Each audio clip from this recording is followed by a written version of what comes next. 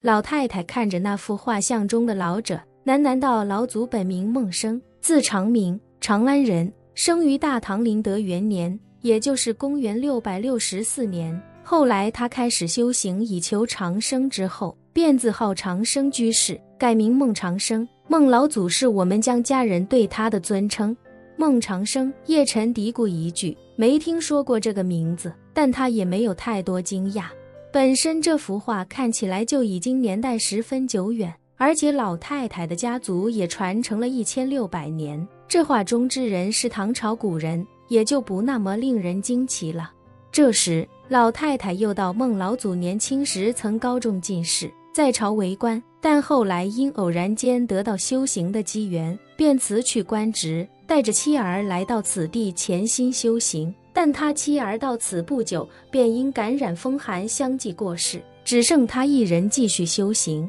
孟老祖在此地修行数十年，一直到大唐天宝14年，也就是公元755年，他才暂离此地，下山云游。叶晨听到这里，略有几分惊讶地说道：公元755年，那时候的孟老祖已经90多岁了。是，老太太回答道，但据我家先祖回忆，当他在大唐天宝15年，也就是公元756年遇到孟老祖的时候，孟老祖便是画中的样子，丝毫不像是年近100岁的老人。叶晨重新看向那幅画，心中不由惊叹，这幅画中的老者虽然枯瘦，但精神健硕，结合在那个年代，人均寿命不过50多岁，而且50多岁的老者，想来面貌应该比现如今70、80的老者还要显老。所以这画中之人在当年那个时代背景下，看起来也就40多岁，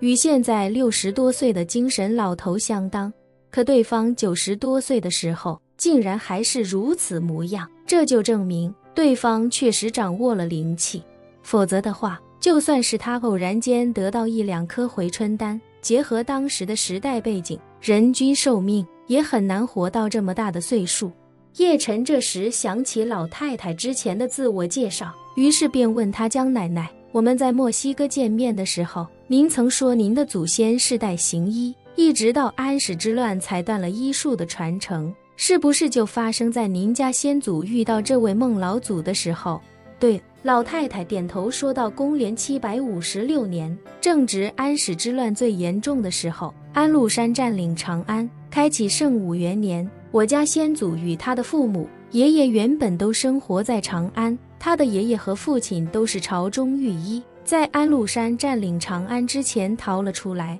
一路南下，但是在这附近遭遇了叛军，叛军杀了先祖所有亲人，关键时刻是孟老祖一路仗剑斩杀，才将我家先祖从叛军刀下救了出来。那一年，我家先祖刚满6岁。叶晨恍然大悟，所以您的先祖活了下来，但祖上的医术失传了，对吗？是的，老太太微微点了点头，又到当时祖上传下来的所有医典都在随行的行李之中，据说至少也有箱，但关键时刻先祖的父亲见孟老祖一路杀至，便将一本族谱和2只凤骨藤手镯塞进了先祖怀中，而后先祖的父亲用火油燃了所有医典，自此江家医术便失传了。叶晨不由感叹，无数经典便是在这种动乱中失传的。您唐朝的祖先便知道何为凤骨藤，可如今整个华夏甚至全世界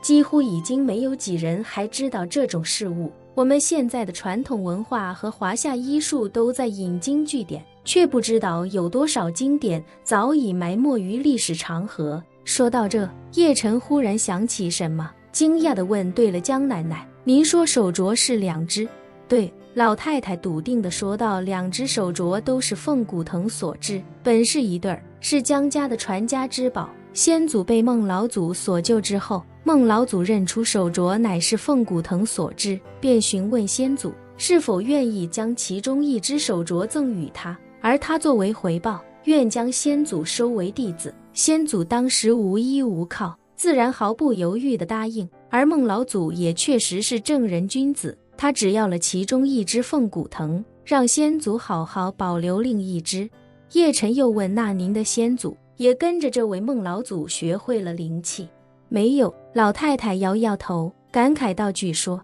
有天赋掌握灵气的，千百万人中也难寻其一。若是没有这个天赋，便是苦修一生也无法踏入灵气之门。别说我家先祖，就算是孟老祖的妻儿，也都没有这个天赋。说着，老太太指着墙上那幅孩童读书的画，介绍道：我家先祖没那个天赋，于是便跟在孟老祖身边做了侍童。说是侍童，其实更像是孟老祖的养子。孟老祖将他养在身边，教他读书作画。这3幅画都是我家先祖年迈时所作，最后那幅便是他老年时的自画像。叶晨听得感慨，不由叹道：看来这孟老祖确实是个神人，不仅有大神通，有学问，精会画，而且慈悲为怀，实在难得。是的，老太太微微点头，旋即又道：我家先祖跟在孟老祖身边生活了60多年，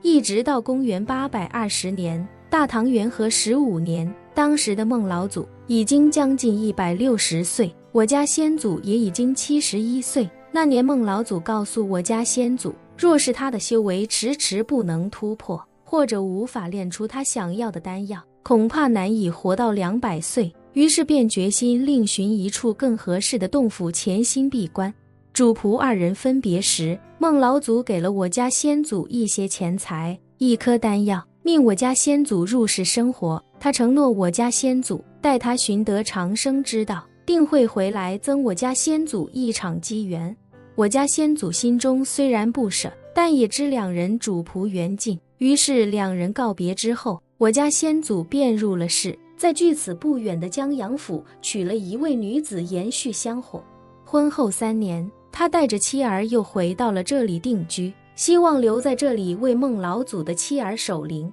同时也希望能在这里等到孟老祖回来。这一等就是几十代人，1000多年的时间。叶晨心中有些疑惑，开口道：您家先祖与孟老祖分别时已经70岁高龄，尚且能下山娶亲，甚至延续香火，这在当年那种环境下，委实有些不可思议。难不成都靠着孟老祖临走前赠予的丹药？没错，老太太感叹道：孟老祖一共给了我家先祖2颗丹药，1颗是我家先祖50岁时给的，另1颗是2人分别之时给的。据我家先祖留下的祖训说，这2颗丹药实乃人间至宝，只需服下1颗，便能让人年轻20年。所以先祖入世娶亲的时候，虽已是70高龄，但看起来也不过30岁。叶晨大惊，脱口问道：江奶奶，孟老祖给您家先祖的丹药，是不是叫回春丹？本期视频结束，欢迎订阅我的频道，这样就不会错过精彩内容。